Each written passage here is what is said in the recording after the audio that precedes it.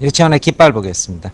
이 작품을 보기 전에 이상 세계를 추구하는 인간의 마음에 대해서 간략히 한번 얘기를 해보겠는데, 이상 세계, 그러니까 실제하지 않는 가장 완전한 세계입니다.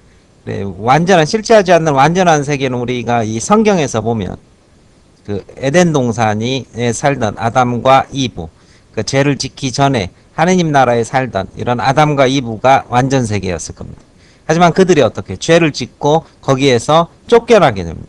그럼 사는 내내, 나머지 여생이 내내 아담과 이브는 어떻게 했습니까? 그러한 이상 세계를 끊임없이 갈구하지만은 살아있는 동안에 우리는 그 세계에는 절대 다다를 수 없는 겁니다. 그래서 인간의 이중성이라는 것은, 인간은 불완전합니다. 아주 쉽게 얘기하면은 현실의 남학생과 여학생은, 그렇죠, 왕자님이나 공주님 같은 사랑을 꿈꾸지만 현실의 사랑은 결코 그렇지 않은 것이 우리 삶의 모습이 될 것이고, 모든 문학이나, 그렇죠, 드라마 이런 것들이 가장 완전하고 이상적인 사랑을 이렇게 항상 담아 놓으려고 하는 것, 그러한 것에 사람들이 열광하는 것들이 바로 인간이 갖고 있는 존재 이중성이라고 볼 수 있을 것입니다.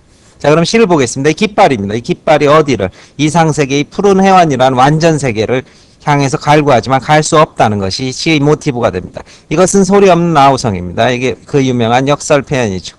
뭐가 소리 없는 아우성입니까? 소리가 없는데 아우성을 친다. 바로 깃발의 펄럭임은 소리는 없지만 어디를 가기 위한, 이상세계를 가기 위한 아우성, 끊임없는 몸부림이다, 이런 뜻이 될 것입니다. 그래서 여기에는 역설과 은유가 쓰인 거죠. 깃발은 소리 없이 펄럭이지만 내적으로는 끊임없이 몸부림치고 있다. 어딜 가기 위해서? 푸른 해원이라는 이상세계를 가기 위해서 인간은 몸부림친다.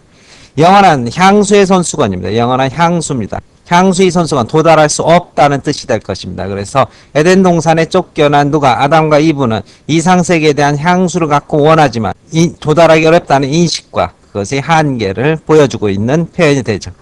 순정은 물결같이 바람에 나부끼고 그것을 가고 싶은 내적인 열망들이 바람에 마구 나부끼지만, 가고 싶은 열망이 나부끼지만 오로지 맑고 고든 이념의 푯대 끝에 그것에 가고 싶은 이러한 오랜 순수한 열정과 오랜 사색을 갖고 있지만, 인간의 이상세계를 가고 싶은 순수한 열정과 사색을, 이념, 사색의 푯대에 서보지만 애수는 서러움의 수심이 백로처럼 날개를 펴다 결국은 깃발은 서러움의 수심만 가지고 날개를 펼 뿐 가지 못한다, 이런 뜻이 될 것입니다. 누구인가? 이렇게 슬프고도 애달픈 마음, 누구겠습니까? 비유적으로 보면은 인간을 만들어낸 창조주가 될 수도 있을 것입니다. 왜 이렇게 불완전하게 만들어 놓고 끊임없이 어떻게 완전 세계를 향하도록 인간을 만들어 놓았을까? 누구던가 이렇게 슬프고도 애달픈 마음을 맨 처음 공중에 달 줄 안 그는 바로 인간의 내면 속에 이러한 이중성을 준 자는 바로 누구인가라면서 이상세계를 추구하지만 도달할 수 없는 인간의 한계를 자각하는 작품. 마지막으로 요약하면 이 깃발이라는 것이, 이 깃발이 끊임없이 어떻게 펄럭이면서 어디를 향해 가려고 합니까?